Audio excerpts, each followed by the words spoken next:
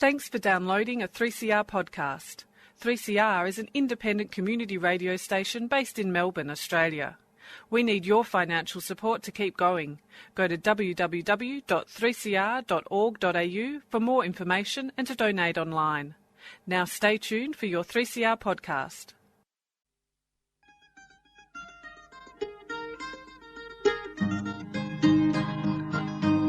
We're putting up new buildings, we're knocking down the old.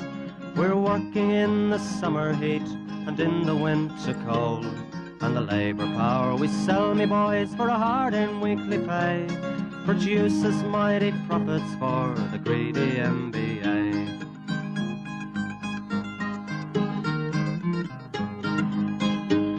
And whether we were born here or born in Italy, in Greece, in Spain or Ireland, in England or Fiji, we all of us are workers, united we must stand, until the wealthy bludgers have been driven from our land.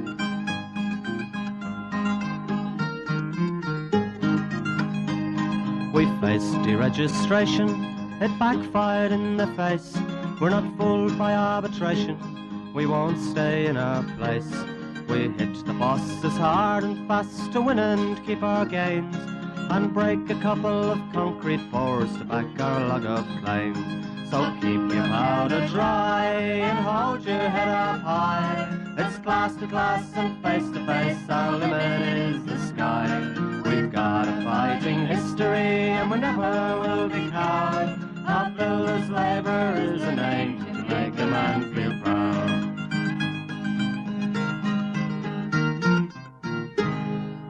Good morning from the Concrete Gang, bright-eyed, bushy-tailed, and the Concrete Gang are bringing you a special recording that took place at the Palace Hotel to raise money for 3CR. And Colin and String Bean, you were both there. It was a great day out, and the show went a treat. Indeed it did. Fantastic to see the Concrete Gang originals. Indeed. And I, for one, had a very pleasant day, and I'm sure everybody who attended had a lovely day too. A really good day. And we're going to have another one next year to keep raising money for 3CR. So great to learn some history of the show and to meet some of the original radio DJ stars and how things change. Quite a fascinating bunch of guys. And some things don't change. Pregnant pauses are still very much part of the show. So now let's cross to the Gorilla doing the intros and enjoy the Concrete Gang from the Palace Hotel. All right, listen, first of all, thanks for everyone turning up today. It's a fantastic effort on your RDO. We appreciate it. It's all about the Concrete Gang Community Radio. We're here to make some money for community radio. We've got a few of the old blokes that started off here today that's going to be on the radio. And we're going to light the cake now, are we? Oh, this could take hours. Anyway, the old blokes don't have to blow it out. We'll be here for weeks. But anyway, so we're... Yeah, right, you'll get your chance in there. Just shut up. So, look, thank everyone for turning up, and it's a great effort. And it is about community radio, about community, helping the community out. We also like to make a few thank yous. First of all, the band again. JD Cats are coming, giving us their time again. They've been a fantastic support of the Concrete Gang, so give it for the JD Cats. And I must admit, it is popular demand. We don't just get you back because we're not paying you. We get you back because everyone wants you, because they love you. And we have got a prize for you later. We've got a T-shirt for you also. When you wear that, you'll get shot like the rest of us. But anyway, so that's the JD Cats. They've been great supporters. Also, we'd like to thank the pub where Mark's here. They put the turn on every year. They also put all the food on, which will be ready in a minute.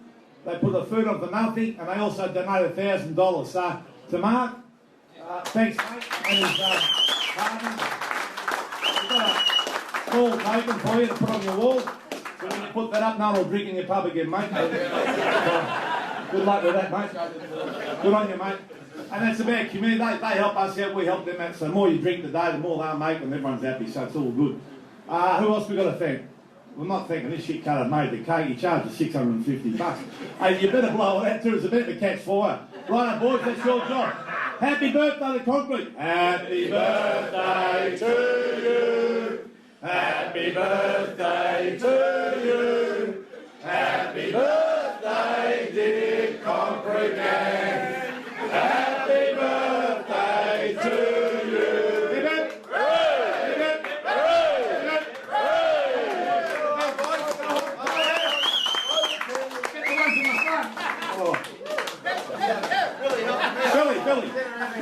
Come on, mate. Chop us out, Billy. Smoke alarms are behind. So we'll hand over you, Roth, and the boys. Righto, we're going to start the show. We're recording. Okay, welcome to the Concrete Gang, bright-eyed, bushy-tail, brought to you from the Palace Hotel in salubrious South Melbourne. Good morning to our guests, starting next to me, Ian Bolton, Paul Kamasaroff, Phil Court and Bobby Mancourt, who were originals in starting this show 40 years ago.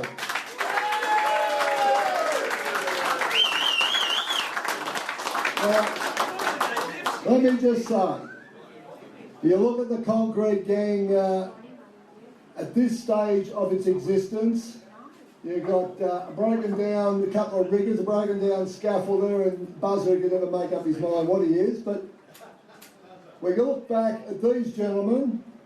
Ian went on to become a senior inspector with the Department of Labour and then WorkSafe. Yeah, one of the best. In the days when people actually tried to have a go. Paul left the construction industry and has gone on to a quite illustrious career in academia. In fact, he is Professor Paul Komisarov. You can't pick it either, can you? Next comes to Phil Court, who was, among other things, a DLI inspector. He's done quite a number of things, and Phil now has, shall we say, discovered something almost as good as the Concrete Gang, and that's the church. Hey, the Reverend Phil Court. I asked him to wear the collar, but I think he's off duty at the moment. And at the end, Bobby Mancourt, who had a very long career in the construction industry and has managed to come out the other end and is enjoying retirement. Lucky. Well done, Bobby. Can I just bring back a few old memories quickly? Good morning and welcome to the Concrete Gang, the program of the Builders Labourers Federation, brought to you in 3CR Community Radio Melbourne. Some things never leave your head even after 40 years. Thank you, Bob. Moving along, Bob. It's not all bad. Right. The situation is that this show has been going for 40 years and it has been, well, it's a success just to keep going for 40 years, and I think, without fear of contradiction, we are the longest running show on Australian radio and probably one of the longest running shows anywhere in the world. What went wrong? Surely people don't get up every Sunday morning, or as they do now, podcast, and listen to the Concrete Gang, but it seems to be the case that we certainly have a very loyal group of supporters who come down and throw their money in to help 3CR, and we've kept 3CR going for 40 years, and that is something that is definitely a lot more worthwhile than maybe the Concrete Gang. Brilliant? Yeah. When it started, it was as about as rough as you could get, wasn't it? Didn't have a studio, didn't have any permanent arrangements in place. 3CR had just been granted the licence and we were trying to make it up as we went along. Roughly that was true. At the time we were actually out in Armadale, the Radio 3CR, and it was just a single studio. We didn't really have facilities for making things live. So what we did, we went round to somebody's house and we done it there. And the only member of the Concrete Gang with a house and a tape recorder was Phil. So he got the gig. So we used to go round to his house once a week and we'd all do our little bit, and then we would take the tape up to Armadale and it would go to air. That was the start.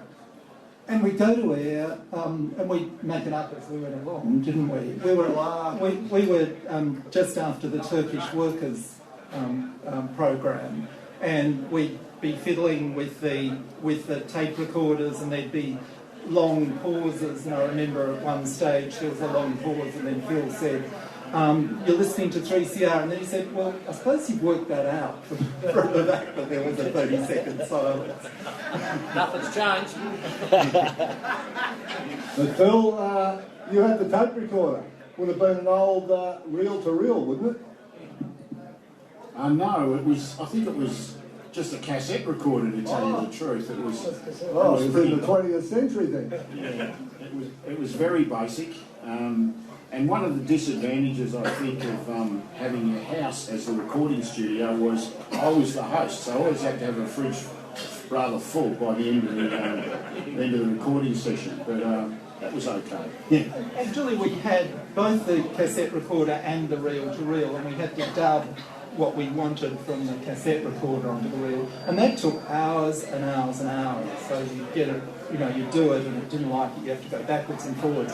And we also went out to work sites with the cassette recorder to record what people on the job were thinking, and that was, that took a lot of time. It was hard. You have to wait outside. There's all sorts of industrial issues. But then when we got the material back, we had to select, a choice sentence here and there. It was really time-consuming. One of the first things we had to do was to find a name for the program. It didn't already have a name, and I remember us sitting around and discussing what on earth we were going to call this radio program for the BOF. And we just decided the Concrete Gang was about as basic and as concrete as you could get. And I think we also might have started the tradition of finishing the show by saying, dare to struggle, dare to win. If you don't fight, you lose. Good morning from the Concrete Gang. That's right, yeah. We had another title, another name for the program before we chose the Concrete Gang, because it was the time that concrete pours were being broken. And one of our ideas was concrete pause. And then people thought, well, you could think of paws as in animal paws, and that didn't really sound very good. They sent the wrong message. So we went for Concrete Gang. Righto, so how long did you blokes continue with the show? Because there has been 40 years, it's been a bit hard to catch up with everybody. I mean, there's a few apologies. Georgie Despard, the poet Laurie Keith, is dealing with a few medical issues today. He's got a whole lot of doctor's appointments he couldn't get out of. And Dominic Amato is another regular on the show, and he's had a death in the family, so he hasn't been able to get here. But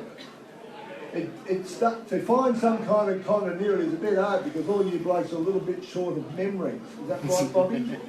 I harassed you numerous times on the phone to try and get some continuity to people. Well, look, I'm short of brains, and people who know me wouldn't disagree with that, but my memory's not that bad. These three folk started off with another fella that you were trying to remember. There was four of you, wasn't it? Yeah. Anyway, and then what happened was they did it for about 6 months, and then what happened, the great Johnny Cummins, myself, Mick Young, and when he was able, Angus McCall, when he wasn't blind, and not from lack of sight. If anybody who knows Angus, and I say that with respect, he was one of the great characters of the industry. When Angus would come along and Georgie would come along, and Rex McLean. Any of you remember Rex McLean? Rex McLean was a scaffolder, went down with the bridge, and Rexy would come along and sing. He was a very, very good country singer in the old Australian style. And Rexy would come along, Georgie would come along, and it was all like ad hoc, a lot of it. Rexy would come along on a Sunday morning. I won't go on too long, I've got a bad habit, but it's a nice story, you'd like it.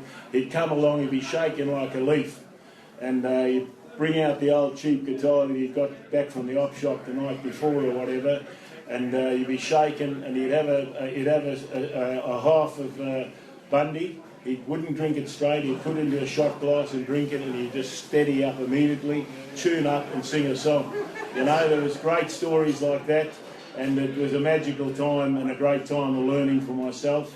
And I don't know how much we taught others, but anyway, it was a very good time, and the continuity was so good. And Ian was the one who was in both the first and the second concrete gang.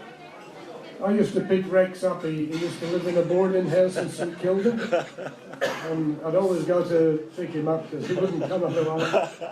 And he'd pull 3 long necks out from under the bed in the middle of the summer, and he'd drink them by the time he got to the studio. And he'd say, "Do you want a drink?" Not warm one. It's so good that we've moved on from those days. That is not necessarily always the case. But anyway, the Concrete Gang has continued to go for 40 years now, and I would think, without fear of contradiction, it has, I reckon, hardly missed a program, except over Christmas each year. And there would be some people out there who have probably been listening for nearly all of that 40 years. And Donnie Ward, who isn't here today, but Donnie Ward was someone who used to record it on his cassette recorder every week. Unfortunately, all those cassettes aren't necessarily been safeguarded for future. I'm not sure why people in the future would want to listen to it all, but never mind. It's a case of we have got some shows, we've got some recordings of Camo playing such musical delights as A Little Bit of Sugar makes the medicine go down, and people complain about my music. Never mind. We're going to keep moving. Some of the show that we've had over the years have included some other live musicians. We've had all sorts of people come in, champion footballers, boxers, and we've even had Mark Hunter come in and do a live-to-air version of the Westgate Bridge song. So over the years we've kept it pretty good, but there must have been a few hairy moments in the early days when it wasn't quite as safe as it is maybe today. Well, we always ended up making a program, but I think it is something special, something going for 40 years. And 3CR was the first community radio station in Australia, and it was just a marvellous thing getting a radio station up where you could actually speak your own mind and not be run by Rupert Murdoch or any of the mass media. And this was the whole of 3CR, and they had the Wharfies program on, they had the Plumbers program on, they had a million different programs on that were all putting out their own opinion and not the opinion of the mass media. Yeah. And of course, when you do that, you come under big attacks from those people who don't like it. They don't like the workers to tell their own side of the story. So I was on the committee at 3CR, and we went up before the Broadcasting Tribunal 3 or 4 times when they complained against 3CR, tried to take the licence off us. One time it was something as simple as a book, a serial that was being run on 3CR called The Outcasts of Fulgara, which was a Frank Hardy book. And the outcasts of Fulgara were the midnight men who used to pick up the dustbins. And they were outcasts because when they come into the pub, they stunk, so nobody would come near them. So it was very like the outcasts in the Bible. And Archbishop Little complained that it was blasphemous, even though this book had been around years. And we were told by the Broadcasting Tribunal we had to go in and see Archbishop Little. So we went in, it was myself and the secretary, and he says, "What are you doing putting this stuff on?" And we said, "That's literature. Don't you like literature?" And he said, "Well, I don't mind literature." He says, "But I've got a lot of people complaining about it, so I've got to do something about it." And I said, "Well, we're going to keep playing it." and that was it. And he was quite nice and friendly, and there was just somebody been complaining, he had to do something about it, and he copped it sweet. But we were always under attack. And we took very seriously the concept of community radio. So, as Rob said, lots of people came into the studio. So, over the years, thousands of people must have participated in this program. We went out, we recorded stuff on the job, we got people in, we had live music. So it was really people from the community speaking to the community. And I think that was its great strength, maybe why it's been able to survive. That and talking shit. But anyway, the show has kept going. I think we're probably getting to the stage now where we've actually entered the 21st century because we're now podcasting. It was always a bit of an issue around the show that we would make it easy for people who want to record things to actually have access to what was getting said on the show. It was either that or have a lawyer sit with us every day and make sure we didn't make any libelous statements, because in the end it's 3CR that cops it, not rather than the concrete gang, because we don't exist. We've got various non-deplumes, of course. But that does bring me to that issue. As I understand it, it has always been part of the concrete gang that no one was ever known by their real name. So would you gentlemen like to tell us what your names were? Mario. Bruce. Joe. Willie, because I had a Kelpie dog called Willie and I really liked it. My name was Mario because it fitted in with the multiracial aspect of the building trade.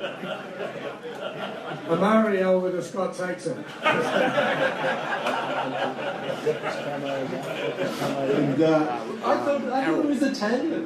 and of course, Camo was Harold. Yes, and for the blokes that have been around a long time, he called himself Harold Silks after a boss from EA Watts whose name was Harold Wilkes, who was a total prick.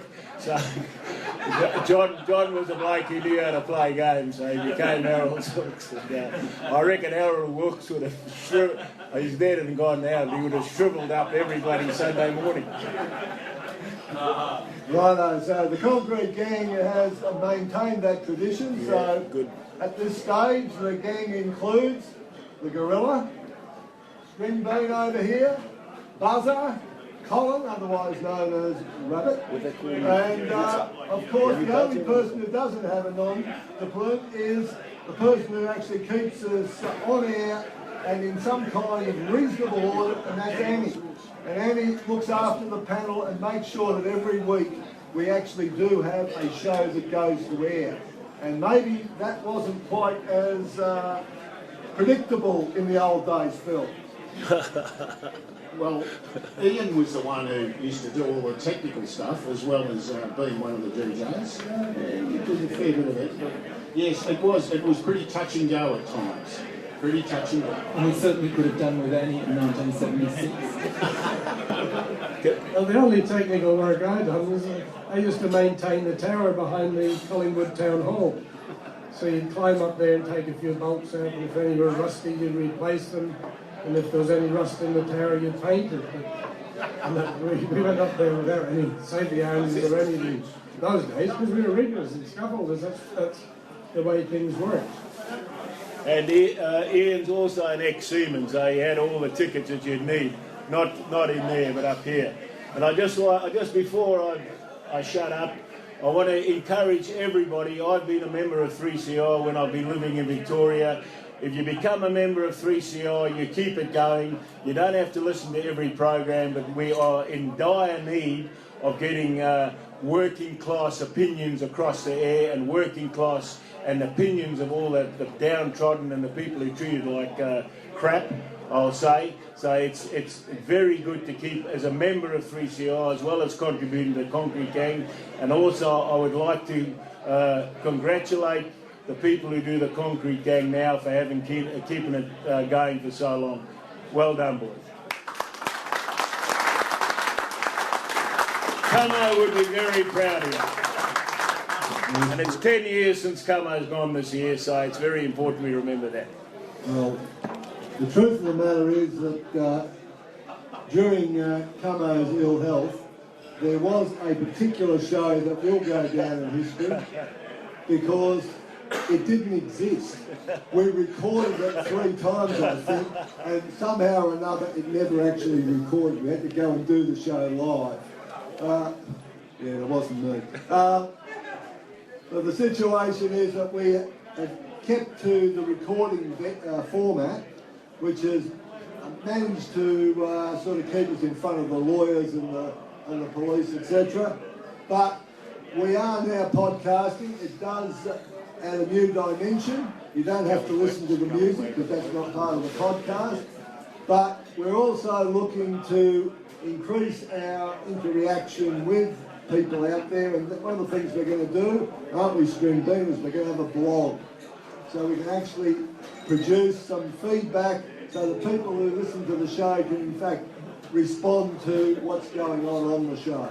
Good stuff. So hopefully in the future we will be doing shows not only from here but from all around the place and putting them out to as many people as possible by a range of medias. So boys, we might just finish the show. Dare to struggle, dare to win. You don't fight, you lose. Good morning from the concrete team, and thanks to our guest, Ian Cole.